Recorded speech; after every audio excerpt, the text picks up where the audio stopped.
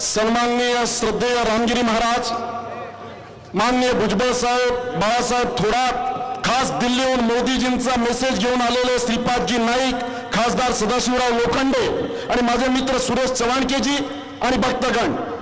मित्र, मी रामगिरी महाराजांना वंदन करण्यासाठी दिल्लीहून इथे आलो. मला माहिती आहे हा मंच कुठल्याही नेत्यांचा नाही. अशा प्रकारचे भव्य कार्यक्रम कोणी एखादा मंत्री, कोणी एखादी व्यक्ती, कोणी एखादी संस्था, कोणी एखादा कारखाना करू शकत नाही. ही जनतेची शक्ती आहे. आणि व्यक्तिगत जीवनामध्ये रक्ताचं नातं असलेल्या आपल्या वडिलांचंही श्राद्ध माणूस वेळेवर करत नाही.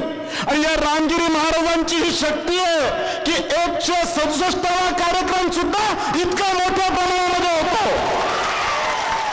व्यक्तिगत जीवनामध्ये आपल्या रक्ताच्या नात्याच्या शेजारी राहणाऱ्या माणसाने निमंत्रण दिलं तरी जाऊ की नको म्हणून माणूस विचार करतो. आणि कुठलंही निमंत्रण नसताना, कुठलीही व्यवस्था नसताना, अशा प्रकारची सगळी व्यवस्था उभी असताना माणसं स्वतःच्या खिशातून खर्च करून, आपला वेळ देऊन, हाल अपेष्टा सहन करून रामगिरी महाराजांना वंदन करण्यासाठी इथे येतात. ही फार मोठी शक्ती आहे. संपूर्ण देशासमोर अनेक संकट आहेत.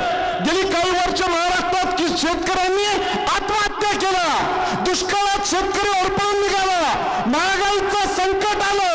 अनेक समस्यातून सुद्धा मार्ग निघू शकतो हे या देशातल्या सामान्य जनतेने दाखवून दिलेलं आहे. त्याचमुळे एक सामान्य कुटुंबातून आलेला एक पंतप्रधान श्रीपाद नाईकासारख्या मंत्र्याला म्हणतो, अरे पार्लमेंट चालेल, विधानसभा चालेल, निवडणुका येतील जातील, या ठिकाणी जमणाऱ्या आध्यात्मिक शक्तीला नमस्कार करण्यासाठी, वंदन करण्यासाठी तुम्ही जा. पुन्हा एकदा इतक्या भव्य कार्यक्रमामध्ये येण्याचं निमंत्रण आम्हाला दिलं, एका पवित्र मंचावर सहभागी होण्याचं निमंत्रण आम्हाला दिलं. रामगिरी महाराजांना वंदन करून माझे 2 शब्द मी संपवतो. नमस्कार.